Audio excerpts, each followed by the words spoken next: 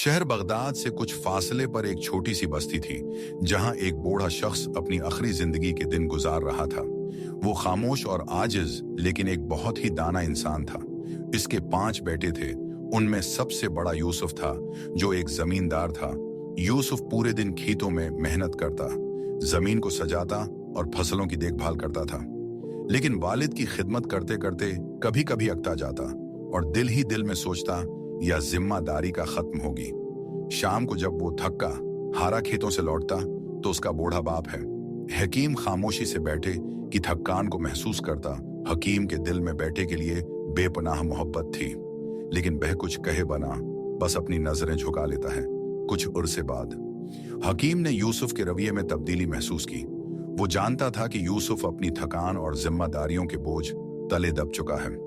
शायद उसे यह लगने लगा था कि बूढ़ा बाप अब उसके लिए कोच बन गया है। यूसुफ की बेरखी हकीम को परेशान करने लगी। वो अपनी जिंदगी के आखिरी लम्हे सुकून से गुजारना चाहता था, लेकिन बेटे की ठंडी महरूमी ने उसे गमगीन कर दिया। फिर एक दिन हकीम ने यूसुफ को पास बुलाया और कहा, बेटा, मुझे मालूम है कि तुम पर बोझ पड़ गया है, फिक्र मत करो। मैं ज्यादा दिन तुम्हारे साथ नहीं रहूंगा। 2-3 दिन बाद मैं दूसरे बेटे के पास चला जाऊंगा। तुम अपने काम और अपनी जिंदगी पर ध्यान दो। मेरे लिए परेशान मत होना। हकीम की आवाज में गहरी उदासी थी, लेकिन यूसुफ बस चुपचाप खड़ा रहा, परेशान न होना। यूसुफ ये सुनकर यूसुफ कुछ देर खामोश रहा। दिल में नदमत की हल्की सी लहर उठी, मगर उसके लबों पर कोई सख्त या रोकने वाले अल्फाज न सके। कुछ दिन गुजारने के बाद बूढ़ा हकीम यूसुफ के घर से निकल पड़ा और दूसरे बेटे फारूक के पास चला गया। फारूक एक कामयाब इंसान था। उसके पास माल और दौलत की कोई कमी नहीं थी। हकीम अब फारूक के घर रहने लगा, मगर यहां भी हालात कुछ बेहतर नहीं थे। फारूक का रवैया काबिल अफसोस था। उसके लिए कारोबार की मसरूफियत ज्यादा अहम थी। वो अपने बूढ़े बाप के पास बैठने या उनका हाल पूछने की जहमत तक नहीं उठाता। और उसकी बेबी, वो तो सिसर को पूरी तरह नजरअंदाज कर देती। उनसे बात करना तो दूर उनकी तरफ देखना भी जरूरी नहीं समझती थी। हकीम खामोशी से एक कोने में बैठा रहता, दिल में अपने बेटों की बदलती हुई मोहब्बत का काम भी, मगर अपनी तकलीफ को कभी जबान पर न लाता। बूढ़े हकीम का वक्त कामों के साथ गुजर रहा था। एक दिन फारूक ने अपनी बीवी की बातों में आकर कहा, बाबा, अब को मेरे साथ कारोबार में मदद करनी चाहिए, ताकि अब की मौजूदगी का मुझे भी कुछ फायदा हो। यह सुनकर हकीम खामोश रह गया। उसकी झुकी हुई कमर, कमजोर हाथ और थका हुआ जिस्म साफ बता रहे थे कि अब वक्त किसी भी मेहनत के काबिल नहीं रहा। लेकिन उसने बेटे की बात का पूरा नहीं मारा। वो जानता था कि फारूक उसे सिर्फ जिम्मेदारी के पैमाने से देख रहा है, मोहब्बत के नहीं। रात भर हकीम की खांसी और दर्द भरी आहें घर में पूछती रही। आखिरकार तंग आकर फारूक की बीवी ने कहा, ये बूढ़ा इंसान हमें मजीद परेशान कर रहा है। उनके और भी बच्चे हैं, वहां जाकर भी तो जिंदगी गुजार सकता है। फारूक भी कमजा फार्मी था। उसने ठंडी सांस ली और बाप से कहा, बाबा, अगर अब तंग हैं तो कोई बात नहीं, चाहें तो दूसरे बेटे के पास चले जाएं। वहां अब सुकून से रहेंगे। उप के इलाज के लिए मैं पैसे भी दे दूंगा, फिक्र ना करें। उन अल्फाज ने हकीम की इज्जत नफ्स पर एक और जख्म लगा दिया। फारूक ने मोहब्बत और तोजा की बजाय सिर्फ एक माकूल हल की बात की, जैसे बूढ़े वालिद की मौजूदगी का कोई एहसास ही ना हो। बस एक जिम्मेदारी का बोझ था, जिसे जितना जल्दी हो सके उतार फेंकना चाहता था। बूढ़ा हकीम खामोश रहा, मगर उसकी पूछी हुई आंखों में एक अजीब सी उदासी थी। हकीम वहां से निकलकर तीसरे बेटे उस्मान के पास चला गया। उस्मान एक मेहनती के साथ था। दिन भर अपनी जमीनों पर काम करता और शाम को घर आकर बीवी बच्चों के साथ वक्त गुजारता है। उसने अपने वालिद का एहतराम तो किया, लेकिन उसके पास ज्यादा वक्त नहीं था। बूढ़े वालिद की बीमारी और दिल की गहरी उदासी पर उसका ध्यान कभी गया ही नहीं। हर सुबह जब उस्मान खेतों के लिए निकलता तो उसकी बीवी बच्चों से कहती, जाओ दादा के पास बैठो, उनके साथ खेलो। बूढ़ा हुकीम, जो पहले ही बीमारियों और कमजोरी से कांप रहा था, ये मंजर देखकर दिल में शदीद गम का शिकार हो जाता। क्या अब मैं सिर्फ बच्चों के खेलने का सामान बनकर रह गया हूं? उस्मान के घर में हकीम की हालत मजीद खराब होती है गई और आखिरकार इस बार उसने चौथे बेटे अहमद के यहां जाने का फैसला किया। अहमद, जो कि एक धोखेबाज और लालची इंसान था, अपने वालिद को इस्तकबाल करने के लिए बहुत खुश था, लेकिन उसकी खुशी महज लालच के बायस थी, न कि अपने वालिद से मोहब्बत के। अहमद ने अपने वालिद को इज्जत दी और कहा, बाबा आपको यहाँ रहने में कोई तकलीफ नहीं होगी। लेकिन वक्त के साथ साथ अहमद को पता चला कि इस होंगे के बूढ़े बाप के पास कोई माल दौलत नहीं है। तब उसने भी बाप को नजरअंदाज करना शुरू कर दिया। अहमद की बीवी ने अपने ससुर को एक बोझ समझा। उसने उनकी कोई खिदमत नहीं की, बल्कि अलटा तकलीफ थी। वो हमेशा शिकायत करती रहती और बूढ़े को अपने कामों में रुकावट समझती। लेकिन उसमें उसकी क्या गलती थी, जब खुद बेटे ही अपने बाप से रुखसत हो चुके थे। अहमद भी अपने कारोबार में इतना मग्न हो गया कि उसने अपने वालिद की हालत पर कोई ध्यान नहीं दिया। उस दौरान बूढ़े की सेहत और जिस्मानी हालत तेजी से बिगड़ने लगी। आखिरकार एक दिन अहमद ने भी जवाब दे दिया, बाबा तुम यहाँ नहीं रह सकते। मेरे पास इतना वक्त नहीं है कि तुम्हें हर वक्त देखता रहूं। तुम्हें कहीं और जाना होगा। ये बेदर्द अल्फाज सुनकर बूढ़े हकीम का दिल टूट गया। उसने आखिरकार अपने उखरी बेटे अब्दुल्ला के पास जाने का फैसला किया। अब्दुल्ला हकीम का सबसे छोटा और कम उम्र बेटा था। वो गरीब था, मगर मेहनती दिहाड़ी लगाकर जो पैसे कमाता, उन्हीं से अपने बाप का जो दवाइयां खरीदता और अपने घर का खर्च चलाने की कोशिश करता। उसकी बीवी भी काफी ईमानदार थी। वो अपने ससुर का दिल से ख्याल रखती थी। वो उनकी बीमारी और बढ़ापे को समझती थी और हमेशा माँ बाप की तरह उनकी खिदमत में लगे रहती थी।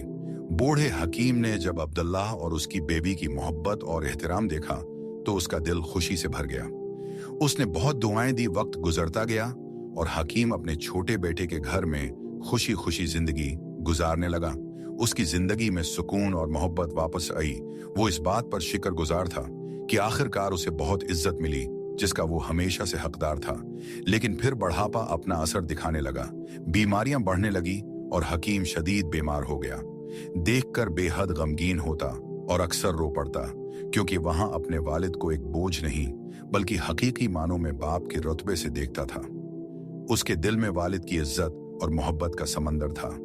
वो हर मुमकिन कोशिश करता कि अपने वालिद की खिदमत में कोई कमी न रह जाए। अब्दुल्ला के उनसू और उसकी फिक्र वालिद की जिंदगी के इन उखरी दिनों में उनके लिए एक तसल्ली और सुकून का बास बने।